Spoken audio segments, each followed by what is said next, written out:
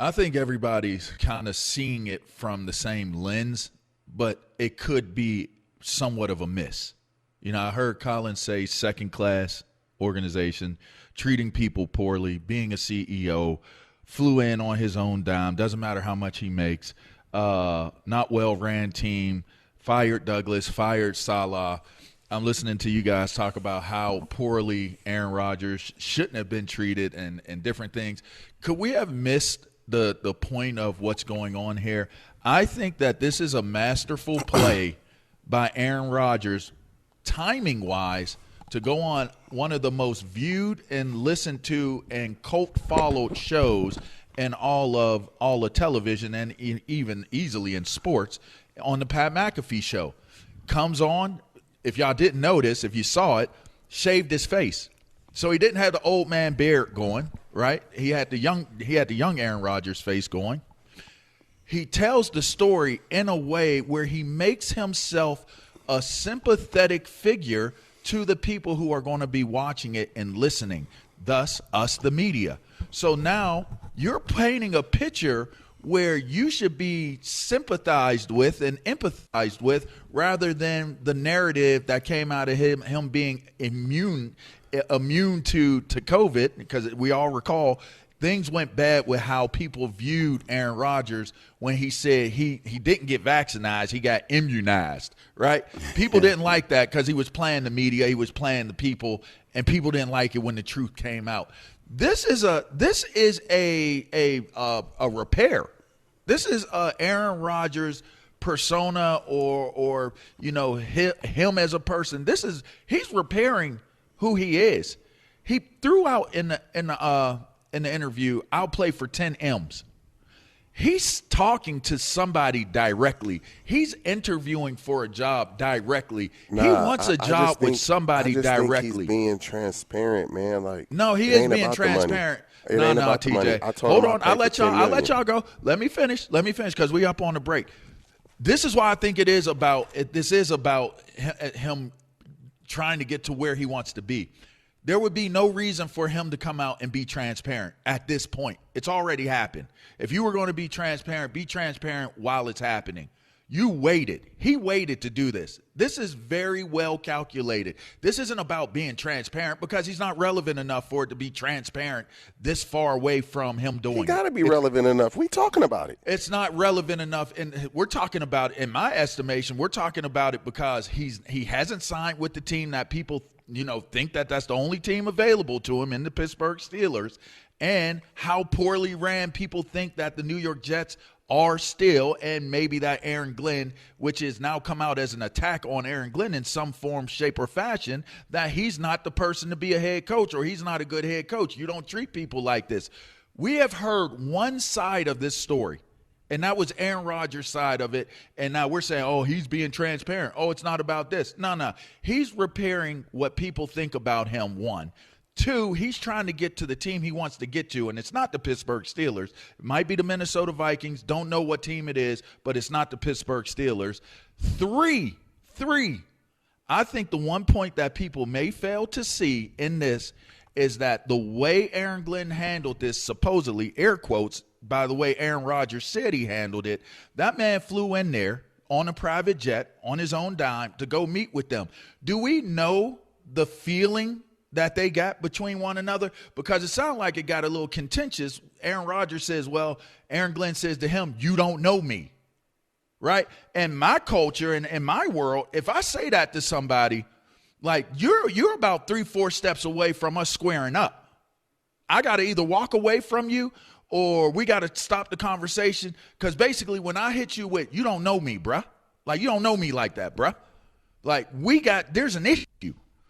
His response is on the McAfee show, I know I don't know you. That's why I'm here.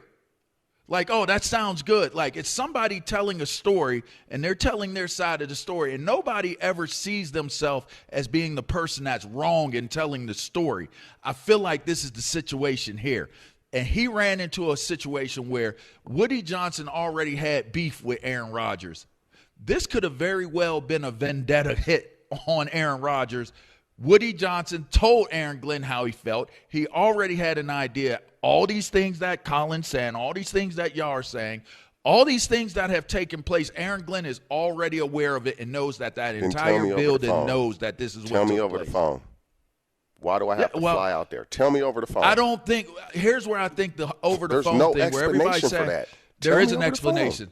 There is an explanation. The explanation is – that's the explanation. The explanation is – in bringing you here and you coming in here in person, if it's put in chronological order, do you still want to play the game? Like, do you still want to be a part of this team or be a part of football, this, that, and the other? If the feelings and people were rubbing themselves the wrong way in the initial meeting, things changed, TJ. Hey, had he said, I would love to remain a New York Jet. Had he said I'd love to remain, do they change their feelings? I don't know for certain if it changes. I don't know. I don't know for certain. I'm not gonna create a conclusion on saying that you brought him here clearly to have 5 minutes of conversation and send him on his way. I don't think that that's what happened here. I think that's cap.